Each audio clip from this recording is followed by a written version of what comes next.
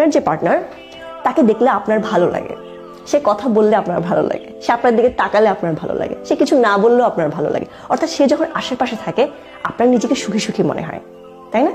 এবং সেজন্যই আপনি তাকে ভালোবাসেন। এই যে আপনার যে সুখী সুখী ব্যাপারটা, সে আশেপাশে থাকলে, হ্যাঁ, এর জন্যই আপনি সে চলে গেলে কান্নাকাটি করছেন। হেমি সেলিম এটা বলতে চাচ্ছে, এবং এটা আমারও উপলব্ধি যে আমরা যখন আরেকজন চলে যায় তখন হচ্ছে যে সে যে চলে গেছে এবং সে চলে গেলে যে আমার একা একা লাগবে, এই একা একা লাগার ব্যাপারটা আমরা মেনে নিতে পারি না।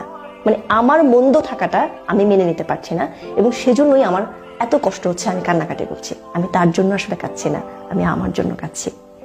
এটা একটা চমৎকার উপলব্ধি, এবং এটা হয়তো বা টিনেজাররা মানবে না, টিনেজাররা বলবে যে না, ওকে ছাড়া আবার চলবে না। হ্যাঁ, আসলে এই যে চলবে না, একা যে থাকবো, সেজন্যই মূলত আমরা এত কষ্ট পাই।